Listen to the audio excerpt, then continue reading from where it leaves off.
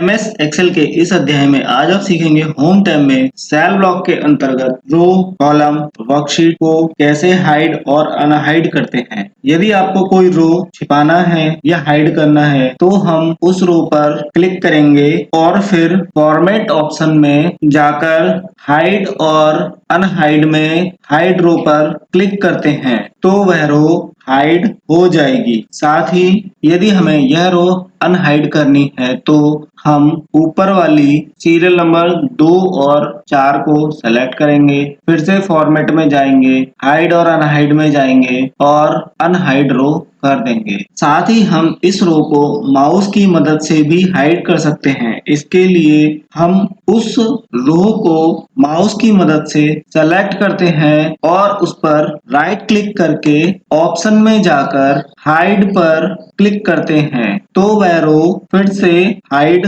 हो जाएगी। और अनहाइड करने के लिए हम हाइड की गई रो से ऊपर और नीचे की रो को सेलेक्ट करते हैं, पुनः माउस के राइट क्लिक को क्लिक करते हैं और अनहाइड ऑप्शन को सेलेक्ट कर देते हैं, जिससे यह रो अनहाइड हो गई। यदि हमें इस काम को कीबोर्ड की मदद से करना है तो हम सबसे पहले शिफ्ट के साथ स्पेस बार को दबा के उस रो को सेलेक्ट कर लेंगे जो हमें हाइड करनी, फिर हम कंट्रोल 9 को दबा देंगे जिससे वह सारी रो हाइड हो जाएंगी। यदि हम कीबोर्ड की मदद से इन रो को अनहाइड करना चाहते हैं तो हम फिर से शिफ्ट और स्पेस बार को दबाएंगे, एरो की मदद से ऊपर और नीचे की रो को सेलेक्ट करेंगे और कंट्रोल शिफ्ट 9 दबाएंगे, रो अनहाइड हो जाएगी। यदि आपको एक साथ कई सारी रो को सेलेक्ट करके हाइड करना है तो आप सबसे पहले माउस या कीबोर्ड की मदद से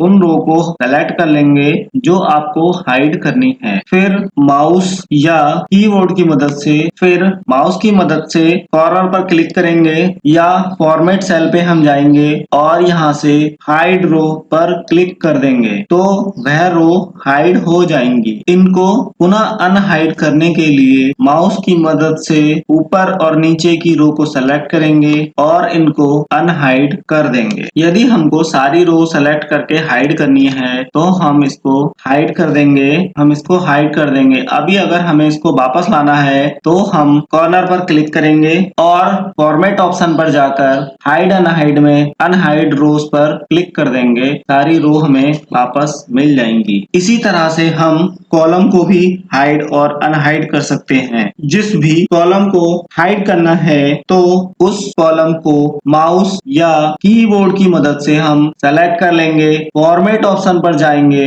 हाइड अनहाइड पर जाएंगे और हाइड कॉलम कर देंगे। अब आप देखेंगे कि जो सेलेक्ट किए हुए हमारे तीनों कॉलम थे वो हाइड हो चुके हैं। इनको हमें पुनः वापस लाने के लिए C और G दोनों को हम सेलेक्ट करेंगे, फॉर्मेट पर जाएंगे और अनहाइड कॉलम पर क्लिक कर देंगे, जिससे ये कॉलम अनहाइड हो जाएंगे। कीबोर्ड की मदद से आप इसको कंट्रोल 0 के द्वारा हाइड कर सकते हैं। साथ ही इसको अनहाइड करने के लिए कंट्रोल शिफ्ट और 0 का यूज करेंगे तो कॉलम अनहाइड हो जाएंगे। जिस तरह से हमने रो और कॉलम को हाइड और अनहाइड किया था उसी तरह से हम अपनी वर्कशीट को भी हाइड और अनहाइड कर सकते हैं। मान लीजिए हमें अपनी शीट 1 को हाइड करना है तो हम उस शीट को सेलेक्ट करेंगे, फिर फॉर्मेट में जाकर हाइड और अनहाइड में जाएंगे और यहाँ से हम हाइड शीट पर क्लिक कर देंगे तो देखेंगे यहाँ से हमारी शीट 1 हाइड हो चुकी है।